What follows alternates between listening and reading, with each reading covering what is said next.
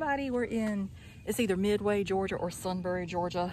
I'm getting two different conflicting things. The address on the website says Midway and there says Sunbury. So anywhere, we're in Georgia at Fort Morris State Historic Site. We've been wanting to come here for a while. So here we are. It's gonna be a quick video because it is hot out here.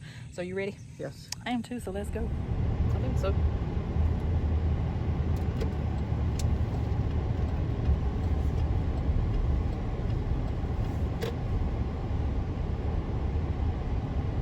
Usually it says on the right. Just sound like you're supposed to park on the road.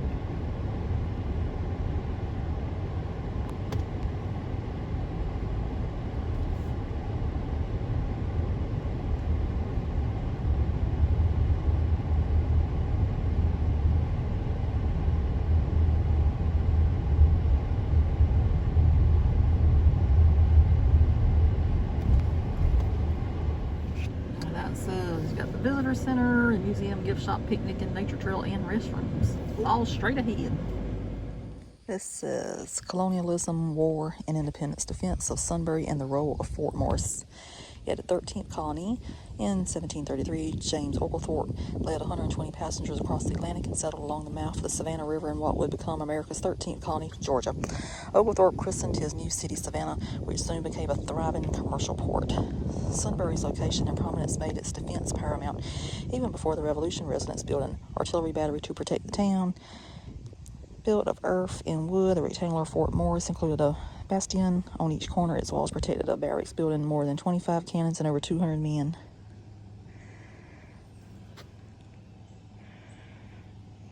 And it says, war comes to Fort Morris. The fort's design was changed during the War of 1812 and renamed Fort Defiance. It was never called into service.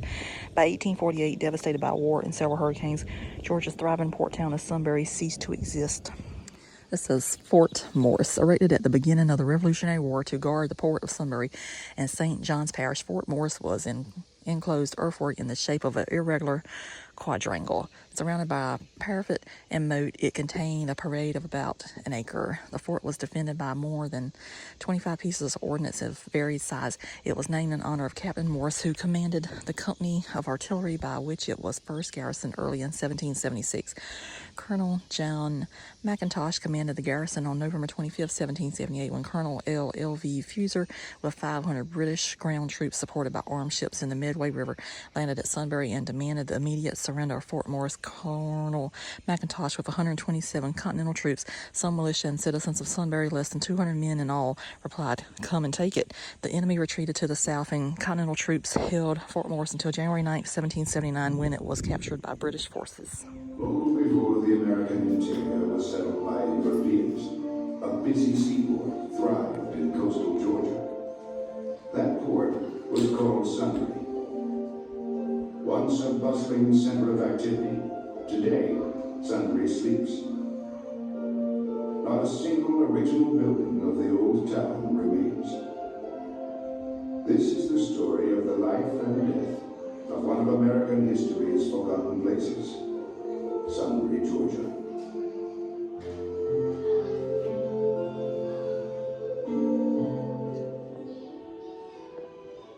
Three signers of the American Declaration of Independence were connected to Sunbury. Lyman Hall owned a home here. Mutton Gwinnett lived on the offshore island of St. Catharines. And George Walton, the state's third signer, was held a prisoner here when the town was captured by the British during the American Revolution. There was certainly a cosmopolitan flavor to Sunbury in its creole. The fort was an enclosed earthwork with walls extending about an acre. Soldiers stood behind these walls and fired cannons at approaching enemy ships.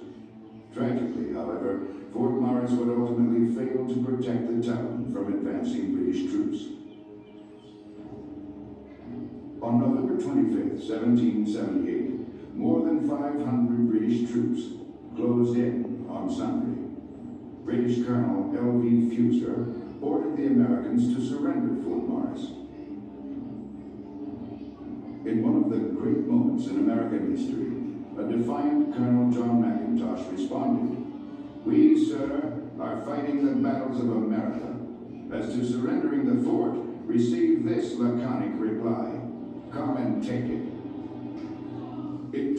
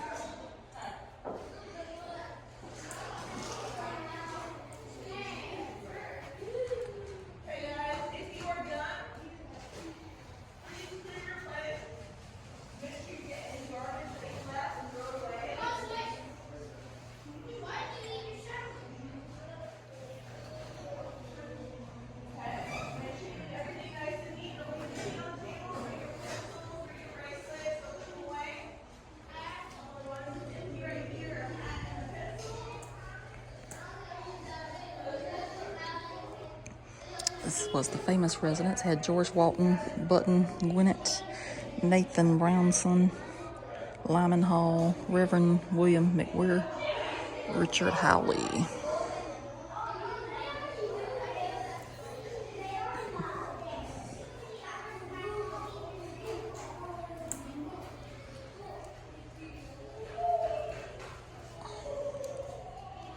I see teeth down there. I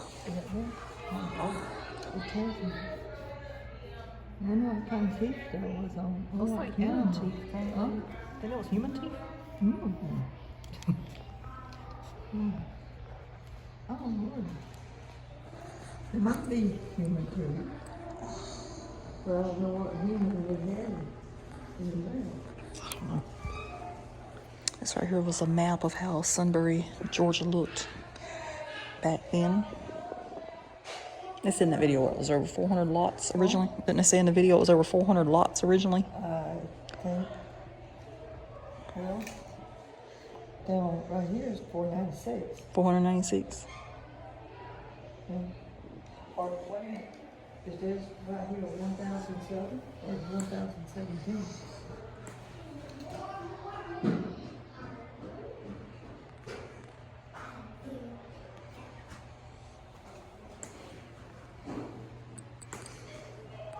And that was their famous line, "Come and take it."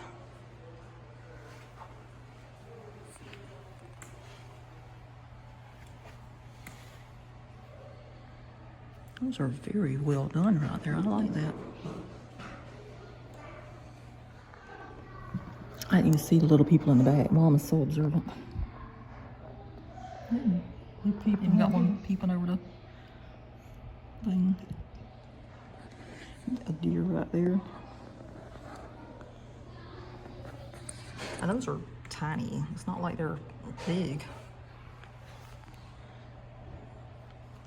Those are very well done. I don't know who the artist was on that, but they did an excellent job.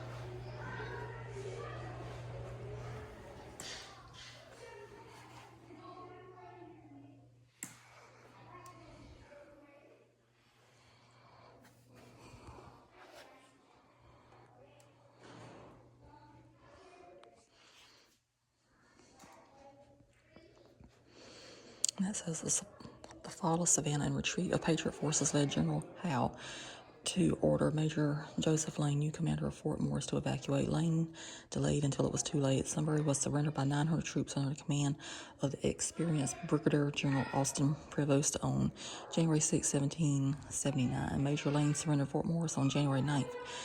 After the outer works were captured and the British artillery had begun shelling the fort, Sunbury remained in British hands until the war ended.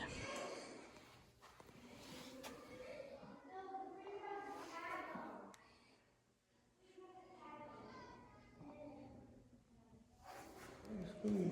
Mm-hmm.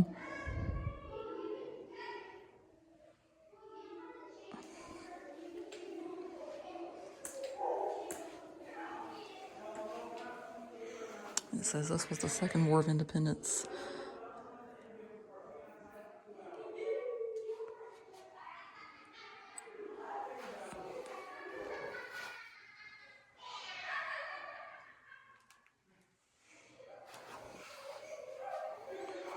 And this right here says the Star Spangled Banner. The Star Spangled Banner was the second flag of the United States, 1795 to 1818. It was created by the Flag Act of May 1st, 1795, adding 2 stripes and 2 stars. This was the first flag to be carried across the continent to the Pacific Ocean. Lewis and Clark carried it on their expedition of 1804 to 1806. It was flown over Fort McHenry at Baltimore, Maryland on September 13th, 1814. During the British bombardment, Francis Scott Key, who was on a British ship at the time, was inspired to write the poem, The Defense of Fort McHenry. Later, the poem would become our national anthem, the Star Spangled Banner, and the flag was immortalized. It's interesting.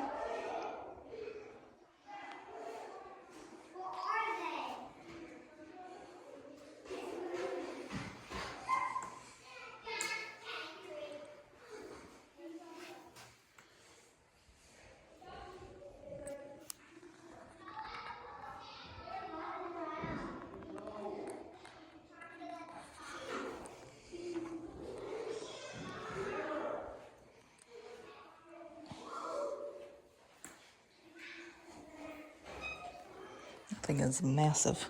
That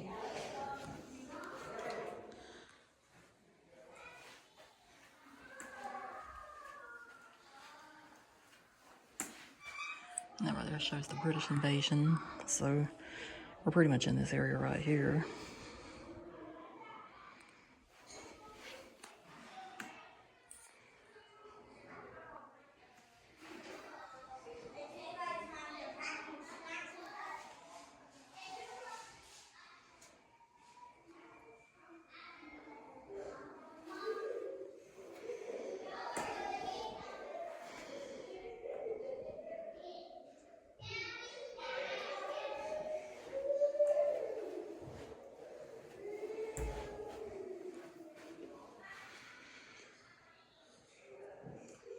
And that was Civil War stuff. And it says in 1864, Federal cavalry burned the Sunbury Baptist Church as a signal to the Federal troops on Bryan Neck that the town had been secured.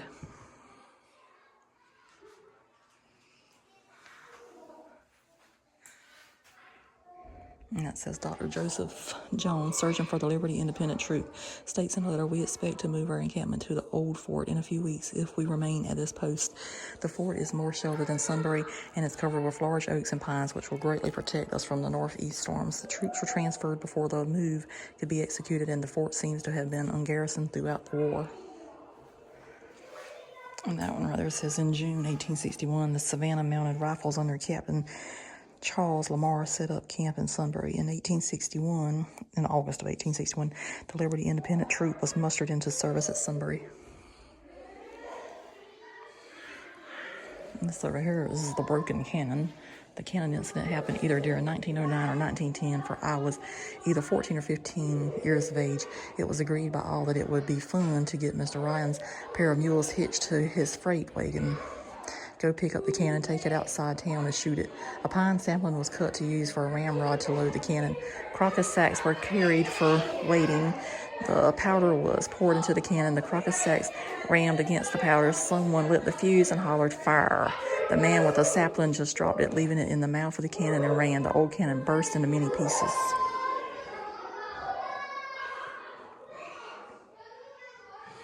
And that is a loom right there. We always get to see that one in action at Andrew Jackson whenever we go for that display every year, almost every year. Okay, this over here is some kind of Masonic monument, and it says Solomon's Lodge number 1F and AM was organized as a Masonic lodge on February 21st, 1734.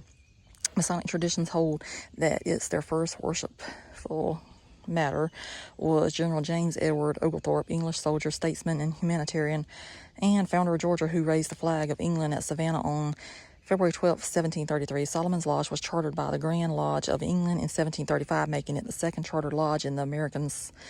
In 1786, the Independent Grand Lodge of Georgia, FEAM, was created and proclaimed by concerted action of Solomon's Lodge and the one other lodge that then existed in the state. Solomon's Lodge number 1 was chartered as the first lodge of Georgia. From its beginning in 1734, brethren of Solomon's Lodge have served with distinction in vital positions of leadership in public and fraternal affairs of city, colony, state, and nation. The lodge produced the first Grand Master of Georgia, FEAM, William Stevens, who governed the Georgia craft from 1786, 1788, and 1793 to 1813. Solomon's Lodge number 1, FEAM, one of Savannah's greatest historical institutions, is honored and revered by the Freemasons of this state as the Mother Lodge of Georgia, free and accepted Masons. But if there's a visitor center as well, that's where the bathrooms are at, and where that museum was at. I could not talk in there though. They got a junior ranger program going on all week long.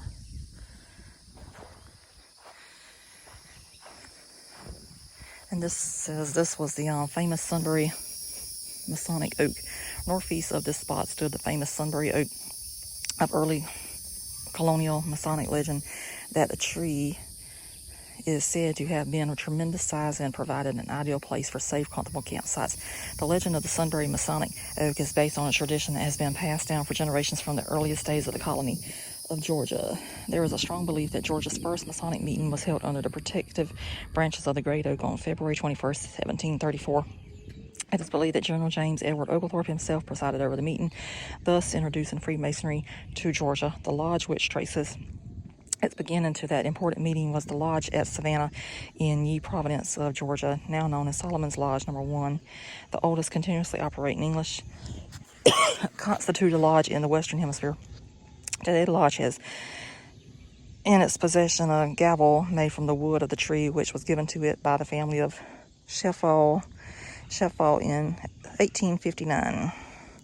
Although the original Sunbury Oak no longer exists, it retains a special place in the Masonic lore of Georgia. To commemorate and maintain the tradition of the original meeting site of Solomon's Lodge number 1, we have this day, February 21st, 1990, planted another live oak, the state tree of Georgia. It is our fond hope that it too will reach the majestic proportions of its predecessor.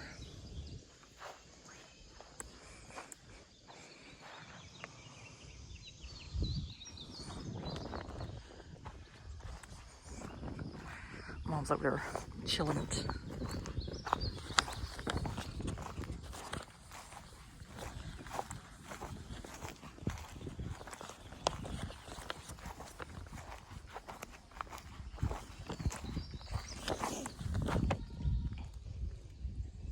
Trying to figure out which way I'm supposed to go. I can get my bearings.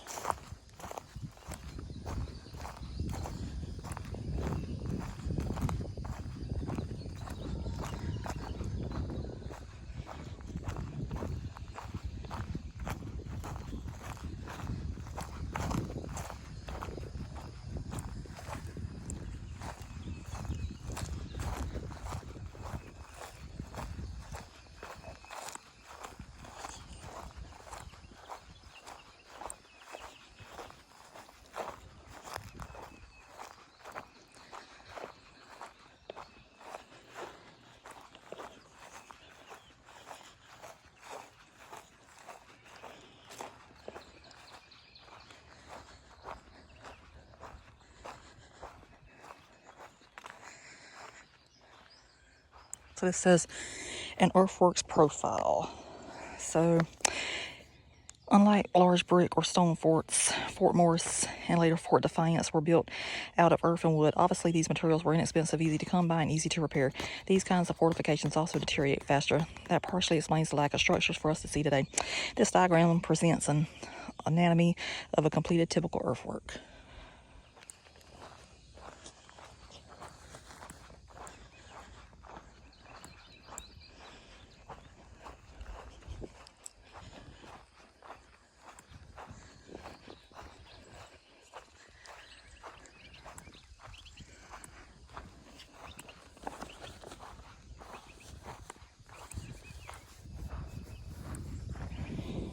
This one says more than meets the eye. Although there are no existing structures of Sunbury Fort Morris today, trained archaeologists see something completely different. Archaeological excavations conducted here in the 1970s by Gordon M. Midget and in 2002 by Southern Research Incorporated, Daniel T. Elliott, principal investigator, revealed a Revolutionary War site rich in artifacts and data that give us a glimpse into a time when this country and state were struggling for survival. The excavation map shows approximate locations of the two main studies of the site.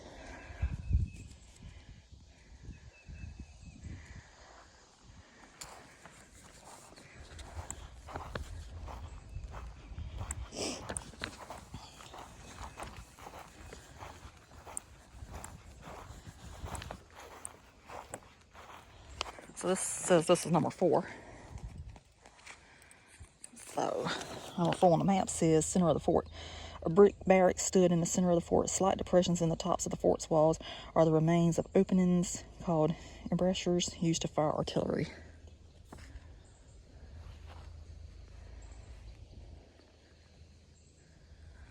So that's number 3, and it says number 3 was the moat.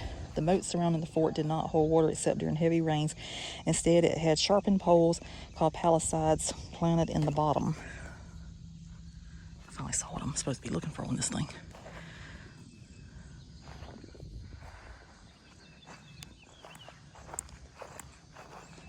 So that up there would have been number 2, which says view of the fort.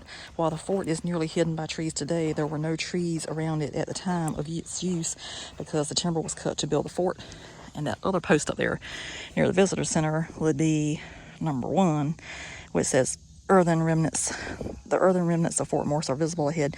Behind the parking lot, there is a ditch area occupied by the British during actions against the fort.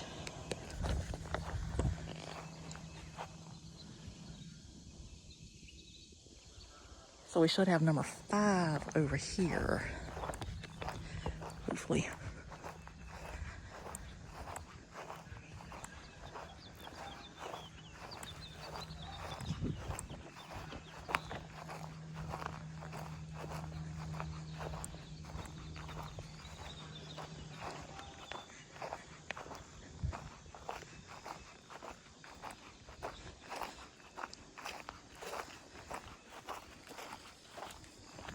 Look at that, that's pretty.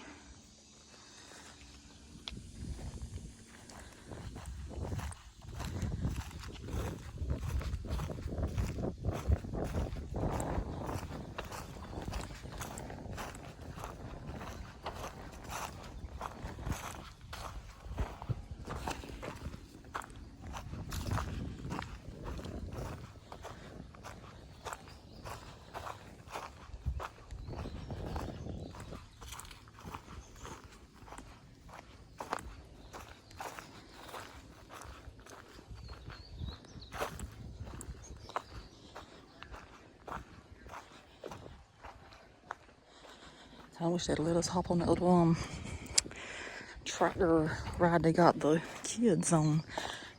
They're telling me about the whole thing.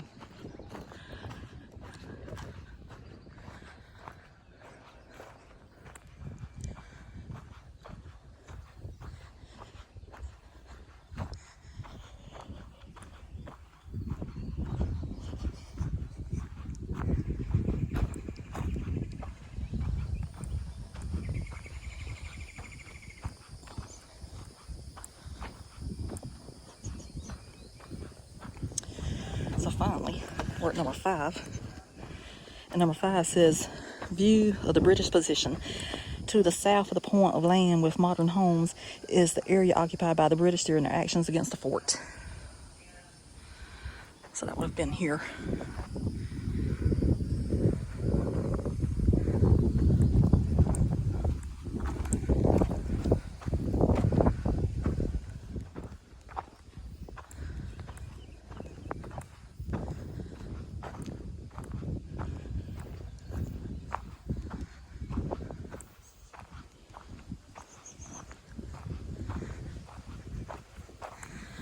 Take a moment to appreciate this view.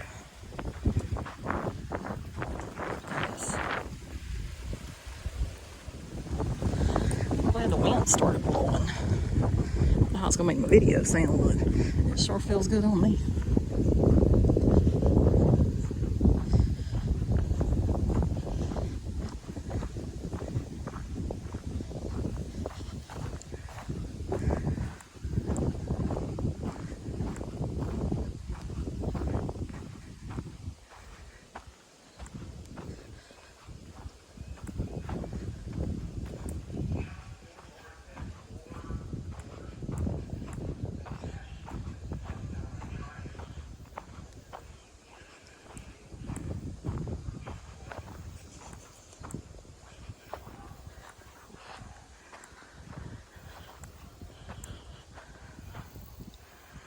So for many years, I did not like to even visit the state of Georgia because it has an odor. But over time, I have actually fell in love with this state. It's really pretty. And the odor comes from all those paper mills or whatever it is out there on I-95. Ugh. Even at this day, it still smells. But kind of after I started going to Okefenokee and everything, and started exploring Georgia more, that's whenever I started appreciating the state.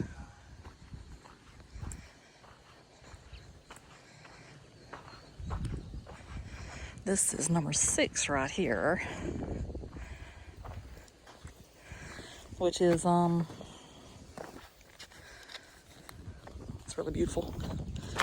Number 6 on the map says it is view of St. Catherine Sound. From this point, St. Catherine Sound can be seen 7 miles in the distance. The fort's great guns could easily sweep an enemy ship before it could get into a position to fire back.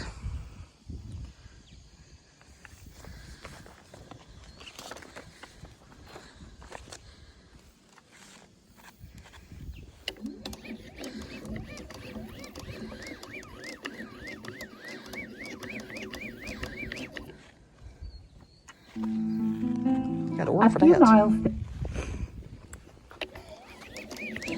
One of Georgia's barrier islands, it stands as a witness to hundreds of years of human habitation. By the 1500s, Spain dominated the New World, and its leaders sought to expand colonization of the frontier. By 1566, missions were established in what is now Georgia to convert indigenous peoples such as the Wali to Catholicism, while teaching them European customs and skills, all planned to make them productive subjects to the Spanish crown. As a result, the Wali was founded on St. Catherine's Island. It consisted of a church, residence, cells, workshops, and communal kitchen. Some of the Wali did not support Spanish colonization. Revolts sporadically took place on the island for several decades. By 1680, France and Britain had emerged as rivals to Spain. The British sent forces down from South Carolina to push the Spanish out. Although a small group of Spaniards and Wali held off the attack, St. Catherine's was abandoned soon after. In the 1990s, archaeologists unearthed the remains of the mission. Modern work on the island continues to gather information about this important part of Georgia's history.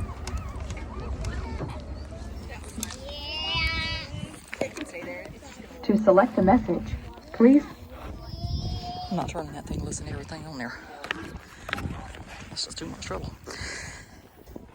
So back here you would see the red-winged blackbird and the great blue heron.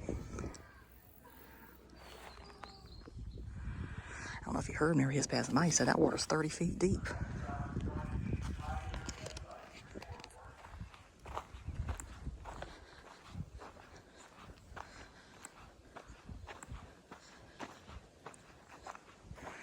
How beautiful that is. I'm sure it wasn't beautiful whenever the paddle was going on, but you know, it's pretty today.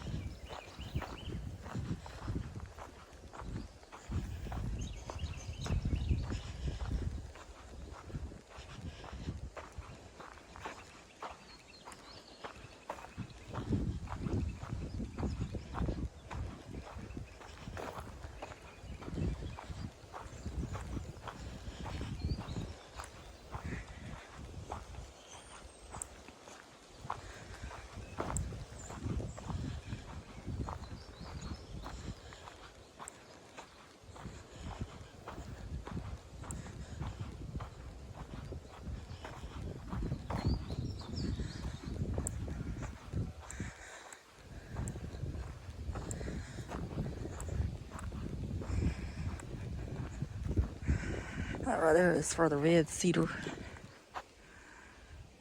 What is that right there? So back there the sign says do not enter, alligators present. So we shall mosey on around. I think I can hear one actually.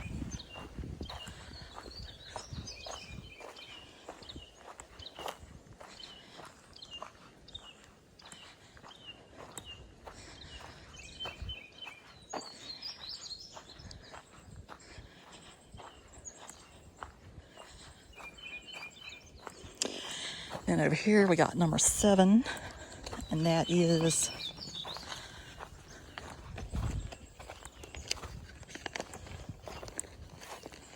view of Lamont's Wharf site. The large modern structure ahead is a private home and dock located near the same spot as Lamont's Wharf in the old town of Sunbury. There's actually people out there on it too. Now it sounds about a fiddler cram. Let me see how much I can have to twist this thing around to hear it.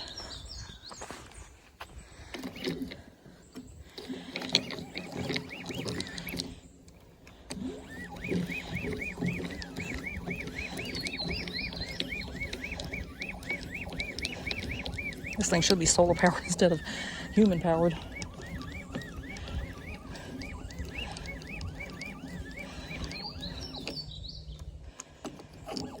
Kind of soon getting the power ain't gonna worry with it.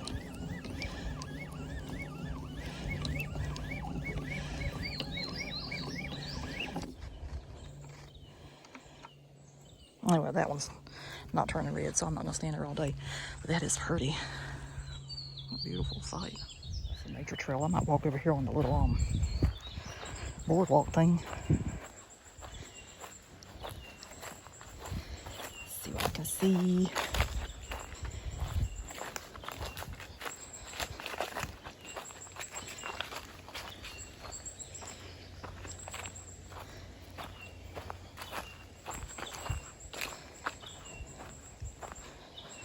The sign right there says marsh rabbit.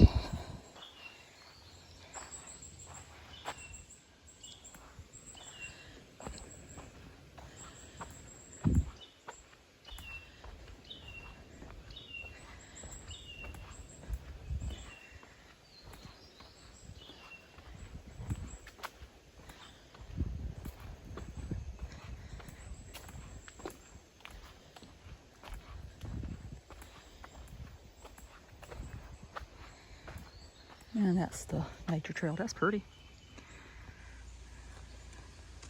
I'm not going to walk it though because I don't know where it ends up at. And it's hot out here. It's got to be about 100 degrees by now.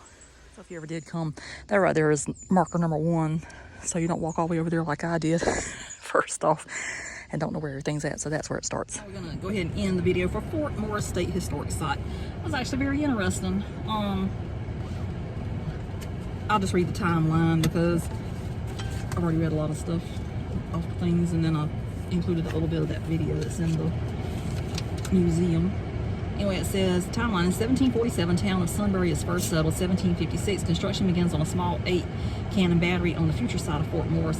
1758, town of Sunbury is chartered. 1760, log forts replaces small battery on future site of Fort Morris. 1776, Continental Congress orders construction of a new fort at Sunbury. 1778, in November, British attack town of Sunbury and Fort Morris but are repelled. 1779, in January, British attack fort again and take it. 1779, in September, British dismantle fort. 1783, Treaty of Paris ends American Revolution. 1812, fort reconfigured and renamed Fort Defiance during the War of 1812. 1861, fort utilized by Confederate troops during Civil War. 1864, fort in town of Sunbury taken by U.S. troops. So, for it to become a state historic site, after the disappearance of Sunbury in the post-Civil War era, the ruins of Fort Morris continued to attract tourists and historians. In 1968, the Liberty County Commission sold the property to the state. Additional land purchases brought the total area to 66 acres in the 1980s. Governor Zell Miller designated the area surrounding the fort as a heritage preserve in 1998. So how'd you like that, Mom? That was good. Good, and it's hot. It is hot. It's it says 89, but I beg to differ. My phone says it's 93. No way. Yeah, it's steamy. Even I am starting to sweat up some, and I never do that. That's just unheard of in my world. So anyway, we're gonna go somewhere else. It was cool in that oak tree. Well, you were over there living your life, and I was out there trying to figure out all where my numbers were at. But once I figured out where they were at, I was on it then. Like I say, you know, that ranger's gonna take the kids. You could call right. I wouldn't mind hopping on that little hay ride myself. It's very informative. They had a speaker in there telling them everything. We could have had a ranger-led tour instead of a Donna-led tour. But anyway, we hope you enjoy He's it. still out there to get them. Yeah, to keep taking the rain. So, It was very interesting. yeah. And I would have read the stuff that was actually inside the museum more than I did. But the kids were in there. They were eating lunch and they were loud. So, Well, it's not like we can't come back some other they time. was talking about if she reads the pace. war 1812. Yep. If you had any history whatsoever, knew about the war at 1812. Yeah, I'm pretty sure everybody's heard about that. There's a bullet through there. Yeah, they got a nature trail, so that would be part of that Okay. nature trail. It's too hot to walk the nature trail. You like to walk in the day. I did show on the video where the nature trail's at though. So, so anyway, we'll see you somewhere else. And subscribe if you hadn't. Yes, please do. If you like it, subscribe. Yeah. Invite people to. And invite everybody. You know. Yeah, if more people would actually probably share the videos like to your social media accounts and stuff like that, I might could get more subscribers maybe. But anyway, I'm thankful for the ones that is here. So anyway, we'll see you somewhere else. So, bye. Bye.